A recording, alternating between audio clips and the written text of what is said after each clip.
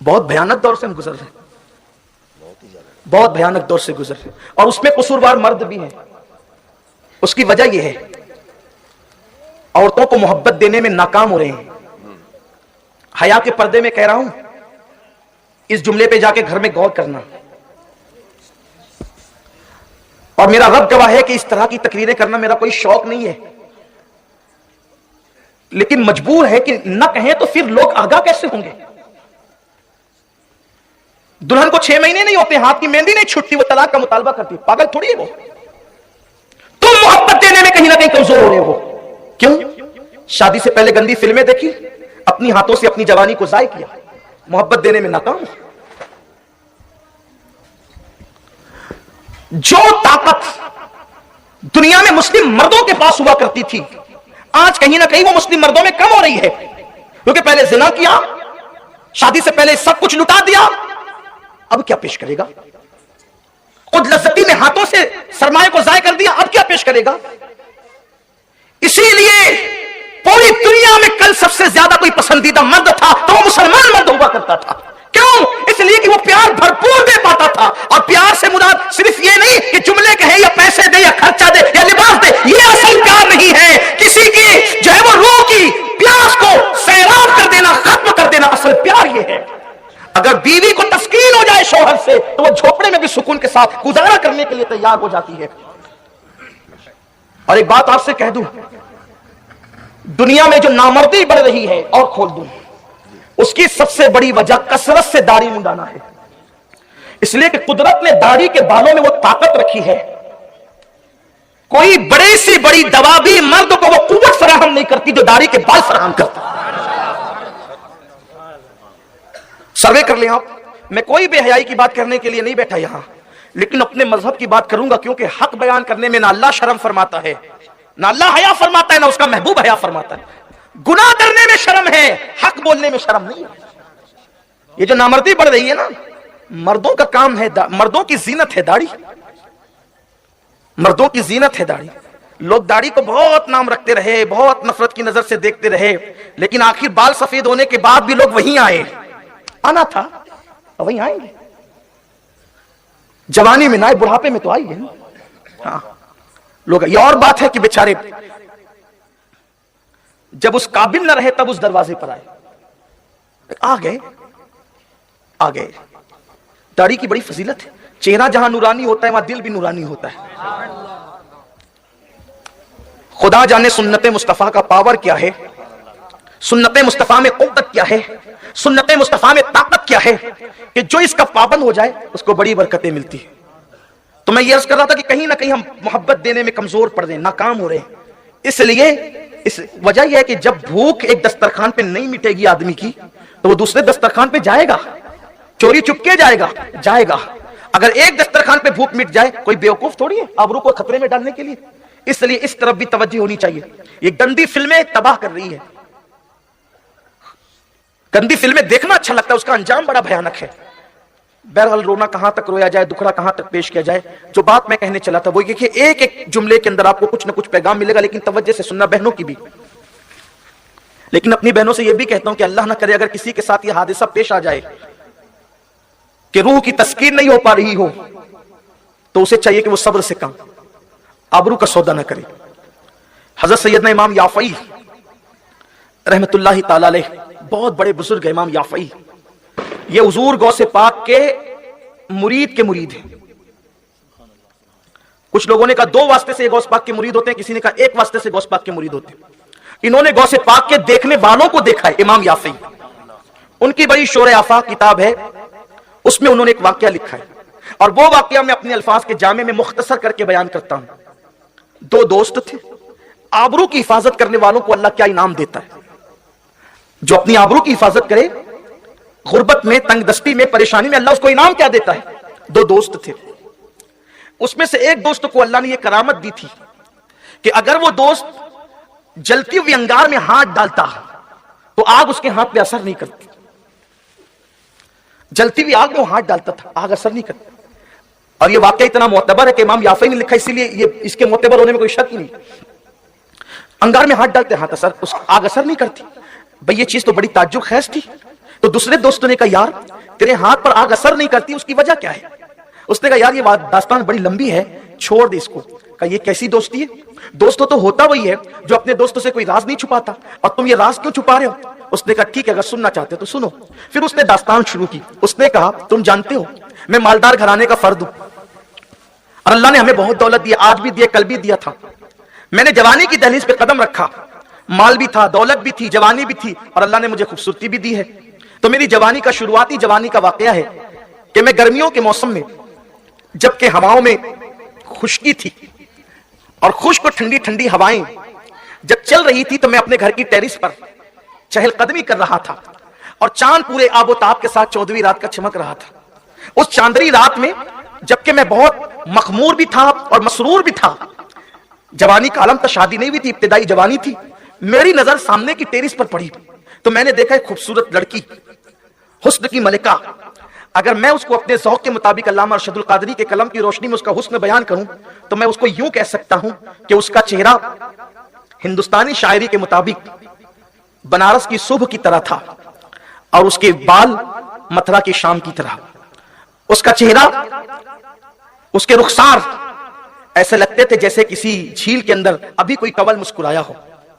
उसके होंठ देखकर ऐसा लगता था कि जैसे गुलाब की पंखड़ियां अभी कोई मल करके गया हो। बालों को देखकर यूं लगता था कि संबुल का पौधा अभी किसी खेत के अंदर अपनी पत्तियों को बिखेर दिया हो। वो चले तो यूं लगता था कि जैसे हरन चौकड़ी भर रही है, और अगर वो खिदामे नाज करे तो यूं लगे कि जैसे सावन भादों में मोर अपने पंख को खोल करके जो है वो मस्ती के अंदर झूम रहा हो। इतनी खूबसूरत वो लड़की, इतनी हसीन वो लड़की, और उस पर तुरफा क़यामत ये कि 14वीं रात का चांद, उसकी दूधिया दूधिया रोशनी में उसका चेहरा यूं लगता था कि जैसे जन्नत की हूर जमीन पे उतर आई। मेरे शरीर नफ्स ने मुझे कहा इतनी खूबसूरत लड़की तेरे घर के सामने रहती है, तुझे खबर नहीं? देखो मैंने कहा था कि लड़कियां घर में पलती थी, पड़ोसी को पता नहीं होती, इतने पर्दे की पाबंद थी। अब वो टेरिस पर चली गई, किसी की नजर पड़ गई, उसे ख्याल ही नहीं कि रात में कोई टेरिस पे चढ़ भी सकता है। ऐसे में वो कहता है कि मेरे शरीर नफ्स ने कहा इतनी खूबसूरत लड़की तेरे घर के सामने रहती, तुझे खबर नहीं? उठ, जवानी का फायदा उठा, दौलत का फायदा उठा, और इसके खूबसूरत जिस्म को अपने लिए आलयकार बना ले। मैंने फौरी तौर पर उस लड़की को कहा क्या तू अपने जिस्म पर मुझे काबू दे सकती है? लड़की ने जवाब दिया अल्लाह से डर, अल्लाह का खौफ कर, जवानी के नशे में अल्लाह को नाराज ना कर, कोई देखे ना देखे, अल्लाह देख रहा है। यहां एक मुफक्किर का खूबसूरत जुमला याद आता है, लज्जत के लिए गुनाह मत कर, लज्जत के लिए गुनाह मत कर, लज्जत चली जाएगी, गुनाह बाकी रह जाएगा। लड़की ने मुझे डराया अल्लाह से, लेकिन मुझ पर शैतान गालिब था, मुझ पर नफ्स गालिब था। बिलाखिर मैं लड़की के पीछे चलता रहा, पड़ा रहा। मैंने उसको कहा अपनी पूरी दौलत तेरे कदमों पे निसार कर दूंगा, अपनी दौलत का अंबार तेरे कदमों में लगा दूंगा, तेरी हर बात को पूरी करूंगा, तेरे हर सवाल को पूरा करूंगा। लेकिन वो लड़की क्या लड़की थी, गोया कि वो सच्ची कनीज़े फातिमा थी। वो दौलत के फरेब में नहीं आई, मेरे बहकावे में नहीं आई, मेरे जुमलों के मकर फरेब का शिकार नहीं हुई। बिलाखिर फिर वो लड़की मेरी जिंदगी से गोया कि गायब हो गई। अब वो लड़की मुझे कभी दिखी नहीं। एक वक्त ऐसा आया कि हमारे इलाके के अंदर कहत साली आ गई, कहत साली, कहत का जमाना आ गया, और जब कहत का दौर आया, कहत का वक्त आया, तो हर गरीब अमीर के दरवाजे पर भीख की कटोरे लेकर के खड़ा हो गया। इसलिए कि कहत ने लोगों को, मिडिल क्लास के लोगों को मजबूर कर दिया था किसी के आगे भीख मांगने के लिए। मेरे बाबा ने मुझसे कहा बेटा अल्लाह ने हमें दौलत से नवाजा है, एक काम करो, अनाज लेकर, आटा लेकर, रोटियां लेकर, खाना लेकर बैठ जाओ और जो है उसको देते चले जाओ। सुबह से शाम तक हमारे घर से तकसीम होता रहता। मैंने क्या देखा कि जो कतार लगी हुई थी, उस कतार के अंदर जो मांगने वाले लोग खड़े हैं, तो उस दुष्काल में, उस तहत में वो लड़की भी खड़ी है।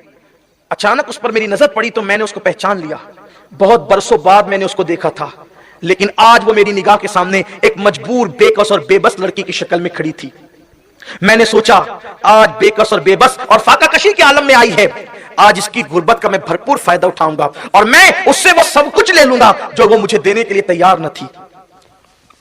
अगर आज मेरी कौम के मुफक्किरीन, आज मेरी कौम के दानिश्वर, आज मेरी कौम के कलमकार, आज मेरी कौम के यूट्यूब के बेहतरीन स्पीकर्स अगर ये कहते हैं हमारी बेटियां किसी के साथ भाग रही है, तो मैं कहूंगा इसमें कसूरवार हम भी है, क्योंकि हमने कभी मजबूरों का सहारा बनने की कोशिश नहीं की, हमने गरीबों की कभी मदद करने की कोशिश नहीं की, हमने कभी मुफलिसों का सहारा बनने की कोशिश नहीं की। हम तो अपनी नफ्सानियत में पड़े रहे, हमने दूसरों का ख्याल कब किया? इसलिए कि कभी कभी गुर्बत किसी के दरवाजे पे ले जाती है, और जब कोई किसी के दरवाजे पे मजबूर होकर के जाता है तो मजबूरों के साथ यही جاتا ہے, اس کی عزت سے کھلواڑ کیا جاتا ہے, اس کا استحصال کیا جاتا ہے, اس کی آبرو پہ حملہ کیا جاتا ہے. سب تو اس لڑکی کی طرح نہیں ہوگی جو سچی کنیز فاطمہ ہو, جو ہے ان کو مبارکباد ہے, لیکن ہر بندہ بھوک کو کب تک برداشت کرتا رہے گا, پیاس کو کب تک برداشت کرتا رہے گا, کب تک غربت کی چکی میں پستا رہے گا. اس لیے میں اپنی قوم کے جوانوں سے کہتا ہوں, میرے عزیز بھائیوں, اپنے اخراجات پہ کنٹرول کرو اور غریبوں کی امداد کرنا اپنا شعار بنا لو. اس لیے کہ جب کوئی بندہ کسی غریب کے جھوپڑے میں مدد کے لیے قدم رکھتا ہے تو اپنے اللہ کی رحمتوں کو پا لیا کرتا ہے. سید الطائف حضرت جنید بغدادی فرماتے ہیں, میں نے مکے کی گلیوں میں اللہ کو پایا. لوگوں نے کہا کیسے پایا؟ کہ چند فقیر بھوکے جا رہے تھے, میں نے ان کو کھانا کھلایا, اللہ مجھے مل گیا. اس لیے اگر ہم اپنی بیٹی کی شادی کرنے کے لیے نکلے ہیں, ایک دن پہلے 4-5 غریب بچیوں کی شادی بھی کر دیں یا ایک ہی کی کر دیں. کچھ نوجوان یہ عہد کر لے کہ میں کسی مالدار گھرانے کی بیٹی سے نکاح نہیں کروں گا, میں کسی غریب کا بوجھ اتارنے کے لیے غریب گھر سے شادی کروں گا. مالدار باپ کسی کو دہیج دے سکتا ہے, اپنی زبان میں کہہ رہا ہوں دہیج, حالانکہ وہ جہیز ہے, لیکن آپ دہیج کہتے تو میں بھی دہیج کہوں گا. اس لیے کہ مجھے اردو نہ آنے کے تانے کا خوف نہیں ہے, میری بات آپ کے دل میں اتر جائے, میرا شوق یہ ہے. مجھے کوئی اردو آنے کا ایوارڈ نہیں لینا کسی سے. مالدار باپ دہیج دے گا. اگر کسی غریب باپ کی فکر آپ نے بغیر جہیز کے دور کر دی, اس کے دل سے جو دعا نکلے گی وہ تمہیں دنیا میں بھی کامیاب کر دے گی, آخرت بھی سنوار دے گی. اس لیے کہ 1000 سال کی عبادت اس مقام پر نہیں پہنچاتی جہاں غریب اور مفلس کی دعا پہنچا دیا کرتی ہے. کوئی آئے تو ہمت تو کرے بس, لیکن یہاں تو لالچ ہی لالچ ہے. وہ گھر ڈھونڈو جہاں شادی میں گوشت مانڈا کھلایا جا سکے. وہ گھر ڈھونڈو کہ اگر پڑوسی کے یہاں پر ایک پلنگ ملا تھا تو ہمیں ڈبل بیڈ کا پلنگ مل سکے, ڈبل بیڈ پلنگ مل سکے. یہ لالچ ہے. اس کے یہاں چاندی کی انگوٹھی ملی تھی تو ہمارے سونے کی مل سکے. بیٹا بیچنے جا رہے ہیں کہ شادی کرنے جا رہے ہیں, اب تک مجھے یہی سمجھ میں نہیں آیا. کچھ تو حیا کرو, کچھ تو غیرت کرو. آئے تھے کس لیے, کر کیا رہے ہو؟ میں تو کہتا ہوں نوجوانوں, جہاں اپنی بہت ساری باتیں ماں باپ سے منواتے ہو, یہ بھی منوا لو کہ میں نے کسی غریب سے شادی کی. پھر کسی غریب کی دعا زندگی میں لے کے دیکھنا, اللہ کیا سکون عطا کرے گا. لیکن صرف دینداری دیکھنا, دینداری دیکھو اللہ کیسا کرم فرماتا ہے. تو اس جوان نے سوچا کہ آج مفلس فاقہ کش مجبور ہو کر کے آئی ہے, آج اس کی مجبوری کا پورا فائدہ اٹھاؤں گا. اس نے اپنے نوکروں سے کہا, وہ لڑکا بیان کرتا ہے جوان, میں نے نوکروں سے کہا کہ تم سب کو نپٹ لو, اور اس کو میں نے بلایا اپنے خاص کمرے میں, کہا کہ کیوں آئی ہو؟ لڑکی نے کہا کہ میرے 3 بچے ہیں, جب کبھی ملی تھی اور آج میری شادی ہو گئی اس کے بعد, اور میرے 3 بچے ہیں, تینوں بھوکے ہیں. شوہر کے پاس اتنی طاقت نہیں ہے کہ وہ میرے بچوں کو کھلا سکے, کیونکہ قحط کا زمانہ ہے. اور آپ اچھی طرح سمجھتے ہوں گے, جو لوگ لاک ڈاؤن سے گزرے ہیں ان کو قحط اب سمجھ میں آ گیا ہوگا. اس لیے کہ لاک ڈاؤن کے اندر میں نے دینے والوں کو بھی مانگتے دیکھا.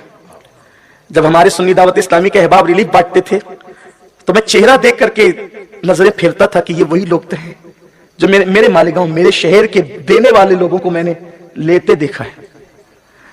بعض لوگ تو چہرے پر رومال باندھ کر کے آتے تھے, ماسک کے بہانے, اور مسجد کے اندر بھی آ کر کھولتے نہیں تھے تاکہ چہرہ چھپا رہے کہ پتہ نہ چلے کہ میں کون.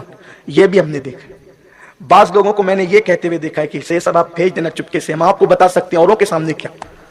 مجبوری بہت بری ہوتی ہے, بے کسی بہت بری ہوتی ہے. ہاں, بلکہ آپ کو یقین نہیں آئے گا, لیکن چونکہ میں کہہ رہا ہوں آپ کو یقین آنا چاہیے کہ میرے شہر کا ایک ایسا بندہ بلا مبالغہ ہزاروں روپے جس کے گھر سے زکات نکلتی, مسجد مدرسے تعمیر کرنے والے لوگ, اس گھر کا ایک جوان مجھ سے کہتا ہے کہ اگر زکات کی رقم میں 12,000 10,000 جو بھیج سکتے ہیں بیچ دے چپکے سے, اس لیے کہ گھر کی پوزیشن یہ آ گئی کہ اب ہم زکات کھا سکتے ہیں. لاک ڈاؤن میں ان حالات سے لوگ گزرے, اور قدرت نے بتایا دولت کے نشے میں خدا کے غضب کو دعوت دینے والوں, دولت سب کچھ نہیں ہے بلکہ ہماری طاقت سب کچھ ہے. لوگوں کو سیکھنا چاہیے تھا لاک ڈاؤن سے, لیکن سیکھا کچھ بھی نہیں, جیسے تھے ویسے ہیں. کچھ دن کے لیے آنسو آ گئے, اس کے بعد پھر وہ جو کہ وہی سدھرتے نہیں نا, بدلتے نہیں, بلکہ اب تو حال ہو گئے ہم نہ بدلیں گے زمانے کو بدل دیں گے. یہ کیفیت ہو گئی, خود بدلتے نہیں اوروں کو بدل دیتے ہیں والا معاملہ ہے. اور کیوں آئی ہو؟ کا قحط ہے, بچے بھوکے ہیں, خود بھوکی رہتی تو برداشت کر لیتی, لیکن ماں ہونا بچوں کی بھوک برداشت نہیں ہوتی, شوہر کھلانے کے قابل نہیں ہے. اس لیے میں نے سنا تھا کہ تم لوگوں کو اناج اور ضرورت کی چیزیں بانٹ رہے ہو, تو میں نے سوچا کہ پڑوسی ہو, میرے پڑوسی رہ چکے ہو نا, سسرال تو کہیں اور ہے, تو آئی ہوں کہ مجھے کچھ دے دو. اس نے کہا دیکھو میں تمہیں سب کچھ دوں گا, تمہارے قدموں میں دولت کا انبار لگا دوں گا, تم جو کہو کہ ہر نعمت دوں گا، اب بھی ایک کام کرو، مجھے اپنی پیاس بجھانے دو نفس کی. یعنی اس لڑکے نے اس لڑکی کو زنا کی دعوت دی. لڑکی نے کہا اللہ سے ڈر، تیرے گھر کے سب دروازے بند ہیں لیکن ایک دروازہ جو اللہ اور بندے کے درمیان ہے وہ کبھی بند نہیں ہوتا، وہ کھلا رہتا ہے، وہ دیکھ رہا ہے. اللہ سے ڈر، گناہ مت کر، لذت کے لیے گناہ مت کر، لذت چلی جائے گی، گناہ باقی رہ جائے گا. مجھ پہ شیطان غالب تھا، وہ نوجوان کہتا ہے. میں نے کہا اگر تو اپنا نفس اپنا جسم مجھ پہ حلال نہیں کرتی، نہیں سپرد کرتی، میں تیری کوئی مدد نہیں کروں گا، جا. لڑکی پلٹ گئی. جوان کہتا جب وہ پلٹی تو ننھے ننھے بچے تھے، چھوٹے چھوٹے. ماں کو آتا دیکھ کر بچوں نے کہا امی لے آئی کھانا؟ ماں نے کہا بیٹا نہیں. چھوٹے بچوں نے کہا ماں اب بھوک برداشت نہیں ہوتی، یا ہمیں مار ڈالو یا ہمارے لیے کھانے کا انتظام کر. ماں آخر ماں ہوتی. اللہ نے ماں کے سینے میں جو دھڑکتا ہوا دل دیا ہے وہ دل اللہ نے کسی کو نہیں دیا. کہتے ہیں کہ ماں اگر مرغی ہو تو بھی اس کی ممتا کا حال یہ ہے کہ وہ اپنے آپ کو خطرے میں ڈال کے بچوں کو بچاتی ہے. ماں اگر اشرف المخلوقات انسان ہو تو اس کی ممتا کا عالم کیا ہوگا. ماں کیا ہے. کسی بہت بڑے بزرگ اور صوفی بزرگ نے یہ بات لکھی، بڑی مشہور بات ہے کہ ایک جوان ایک لڑکی پہ عاشق ہو. ایک جوان ایک لڑکی پہ عاشق ہوا. اس لڑکی سے کہا میں تیرے ساتھ شادی کرنا چاہتا ہوں. لڑکی نے کہا اگر شادی کرنا چاہتا ہے تو میری ایک تمنا ہے، تحفے میں تیری ماں کا دل لا کر کے دے. لڑکا گیا، آؤ دیکھا نہ تاؤ دیکھا. بوڑھی ماں انتظار کر رہی تھی کہ میرا بیٹا آئے گا تو کھانا پیش کروں گی. یہ ظالم گیا، سینے پر کھنجر مارا اور دل چیرا، اور دل چیر کر کے سینہ چیر کر کے دل نکالا، اور دل نکال کر دوڑتے بھاگتے اپنی محبوبہ کی طرف جانے لگا. جلدی میں تھا، ٹھوکر لگی، گرا، ہاتھ سے دل چھوٹا. جلدی سے اٹھا اور دل کی طرف گیا تو دیکھا کہ دل سے مدھم سی آواز آ رہی تھی، بیٹا کہیں چوٹ تو نہیں آئی. مرنے کے بعد بھی ماں کا دل اولاد کی ممتا کے لیے زندہ رہتا ہے. یہ ماں ہوتی. یہ اور بات ہے ہم نے کبھی ماں باپ کی قدر نہیں کی. بہت بڑا عالمیہ. تو وہ ماں تھی، تڑپ گئی، تڑپی. وہ بچوں کو دلاسا دینے کی کوشش کی، لیکن بچے بچے ہوتے، بچے بچے ہوتے ہیں، انہیں دلاسا دینا آسان نہیں ہوتا. بچوں نے کہا ماں یا مار ڈالو یا کھانے کا انتظام کرو. اس نے سوچا کیا کروں. اچانک شیطان نے ایک وسوسہ پیدا کیا. ایک طرف بچوں کی زندگی، ایک طرف تیری آبرو ہے. اگر آبرو لٹا کر بچوں کی زندگی بچا لیتی تو بچا لے، ابھی زنا کر لے بعد میں توبہ کر لینا. یہ بہت بھیانک تصور ہے. ابھی گناہ کرو بعد میں توبہ کر لیں گے، یہ بہت بڑا شیطان کا فریب ہے. کیا توبہ کرنے کی مہلت بھی ملے گی؟ کیا توبہ کرنے کا موقع بھی ملے گا؟ اگر گناہ کرتے کرتے موت آ گئی تو کیا کرو گے؟ وہ لڑکی کے ذہن میں بات ہے، یار ہاں میرے بچے ہیں نا، میرے بچوں کو بچا لوں، آبرو بیچ دوں. بہنوں کی توجہ، آپ سب کی توجہ. کبھی کسی کی زندگی بچانے کے لیے حرام کام نہیں کرنا، آبرو نہیں بیچنا، غربت کا سودا نہیں کرنا، عصمت کا سودا نہیں کرنا. چلی وہ، چلو آبرو بیچ کر بچوں کی جان بچا لیتے. گئی، کہا کہ دے دینا کچھ، بچوں کی جان بچا اپنے، میرے بچے بھوک سے، دے دے کچھ. اس نے کہا یا تو آبرو دو یا تو چلی جاؤ، کچھ نہیں دیں گے. یہ جملے وہ کہنا ہی چاہتی تھی کہ ٹھیک ہے میں اپنا سب کچھ دینے کے لیے تیار ہوں، اور اپنا جسم اس کے حوالے کرنا چاہتی تھی کہ اچانک اس کے دل کے اندر جو اللہ کا خوف تھا، اللہ کی خشیت تھی، اس نے دل میں کچوکے دیے اور اس کے اندر ایک حوصلہ پیدا کیا. اور پھر اس کے زبان سے جملے نکلے، اے جوان کان کھول کے سن لے، اے جوان کان کھول کے سن لے، میں اپنے ایک ایک بچے کو تڑپ تڑپ کر مرتا تو دیکھ لوں گی لیکن کبھی اپنی آبرو کا سودا نہیں کروں گی. جس نے چونچ دیا ہے وہ دانا بھی دے گا، جس نے منہ دیا وہ کنا بھی دے گا. کس نے کہا کہ بھوکے لوگ مرتے ہیں؟ جن کے پیٹ بھرتے ہیں، پیٹ بھرے لوگ بھی مر جاتے ہیں. اگر اللہ زندگی دے تو لوگ بھوکے بھی نہیں مرتے، اور اگر اللہ موت دے تو آدمی کھاتے کھاتے مر جاتا ہے. کہا کہ میں اپنے ایک ایک بچے کو تڑپ تڑپ کر مرتا دیکھوں گی لیکن اپنی آبرو کا سودا نہیں کروں گی. اور اب جا رہی ہوں، کبھی پلٹ کر واپس نہیں آؤں گی. اگر تیرا ذوق سلامت ہے، اگر تو سنور جائے اور اگر تیرے اندر تبدیلی آ جائے تو خود لا کے دے دینا، اب میں نہیں پلٹوں گی کبھی. واپس گھر گئی. بچوں نے کہا امی لے آئی. ماں نے کہا بیٹا انتظار کرو، آ رہا ہے، ابھی آ رہا ہے تمہارا کھانا، انتظار کرو. مصلی بچھایا اور سر سجدے میں رکھ کر سنت فاطمی ادا کرتے ہوئے کہا مولا تو دیکھ رہا ہے اس تصور سے میں نے بچوں کی زندگی داؤ پہ لگا دی ہے، اور تیرے محبوب کا فرمان ہے کہ جو اللہ سے ڈر کے گناہ سے بچتا ہے اللہ اسے وہاں سے روزی دیتا ہے جہاں اس کا گمان بھی نہیں ڈالتا. میرے بچوں کی بھوک کا انتظام کر دے. یہ جملے مکمل بھی نہ ہوئے تھے، دروازے پہ دستک ہوئی. اٹھ کے دروازہ کھولا تو کیا دیکھا کہ وہ نوجوان اپنے غلاموں کے ساتھ کھڑا تھا اور سارا سامان اس کے پاس تھا. لڑکی نے کہا کیوں آیا ہے؟ وہی پاپ کی نظر لے کر. اس نے کہا نہیں میری بہن، میرا دل بدل گیا ہے، تیرے تقوی تیری خشیت سے میرا دل بدل گیا ہے. جب تو غریب ہو کر اللہ سے اتنا ڈرتی ہے، مجھے مالدار ہو کے اللہ سے کتنا ڈرنا چاہیے. لے یہ میں कह करके आया हूं। लड़की ने कहा रुक, अभी नहीं लेती। हाथ उठाए, ए अल्लाह, अगर ये अपने कौल में सच्चा है, अगर ये अपने कौल में सच्चा है, तो तेरी बंदी जो तुझसे डर कर गुनाह से महफूज रही, वो तेरी बारगाह में दुआ करती है, इस पर दुनिया की आग भी हराम कर दे, इस पर जहन्नम की आग भी हराम कर दे। वो नौजवान कहता है उस अल्लाह से डरने वाली लड़की की दुआ का असर है। उसने कहा कि इस पे दुनिया की आग भी हराम कर दे और जहन्नम की आग भी हराम कर दे। उसने ये दुआ दी थी, उस दुआ की बरकत है अब मैं दुनिया की आग में हाथ डालता हूं तो आग मेरे हाथ में असर नहीं करती, और मुझे उम्मीद है कि जहन्नम की आग भी मुझ पर असर नहीं करेगी। मुझे बताओ, जो अल्लाह से डर कर एक लड़की गुनाह छोड़ दे, जब उसकी दुआ से दूसरे के हाथ पे आग असर नहीं करती, तो खुद उसके वजूद की बरकतों का आलम क्या होगा। इसलिए मैं अपनी बहनों से भी कहता हूं